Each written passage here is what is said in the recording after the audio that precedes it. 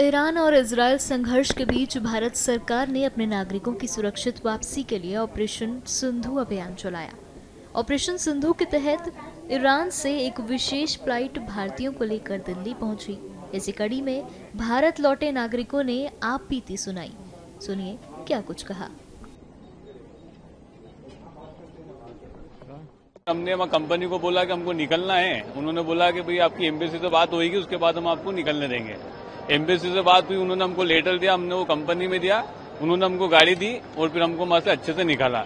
जो अपनी एम्बेसी, उन्होंने हमको कमरा वगैरह सब दिलाया, खाना वाना सब खिलाया और उसके बाद में जो है कि अर्मेनिया में हमको 3 दिन ठहराया। उसके बाद में फिर हमको अर्मेनिया से यहाँ पर लेके आए।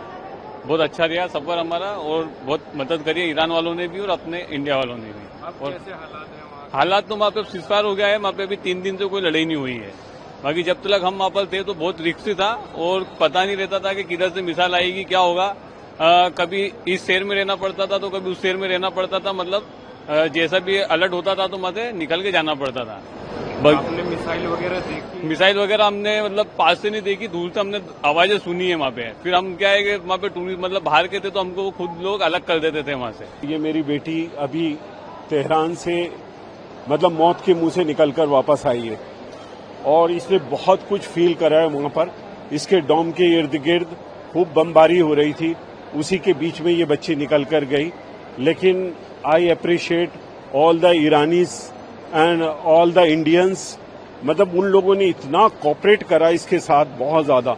जिस टाइम पे वहां पर बमबारियां शुरू हुई तो ये बिल्कुल अकेली थी और ये अपनी आंखों से देख रही थी कि किस तरीके से चारों तरफ बमबारी हो रही है। तो फिर ईरानी गवर्नमेंट ने फौरन एक एक्शन लिया और इन बच्चों को बस से उन्होंने एक सेफेस्ट पॉइंट के ऊपर, कहीं हिल स्टेशन, कहीं पहाड़ों के ऊपर ले गए और वहां पर इस बच्ची को रखा।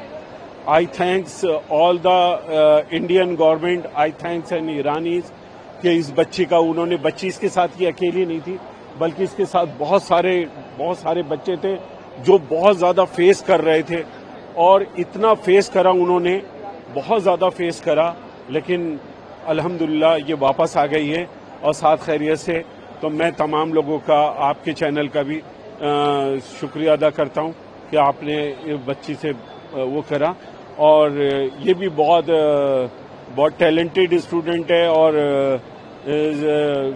बहुत मतलब मेडिकल के अंदर भी ये लड़की बहुत ज्यादा हाईएस्ट स्कोर लेकर इंडिया से जो गई तो इसने टॉप किया वहां पर। We thank the Indian Embassy for assisting us throughout this period. And there were times like when we felt left out because, of course, there wasn't any emotional support system over there. But we thank our university, Tehran University of Medical Science. They shifted us on time when the conditions were not good to north of Tehran. And from there onwards, Indian Embassy took over and they took us to Armenia. We stayed over there for 2 days and now we are over here. So they brought us safely over here.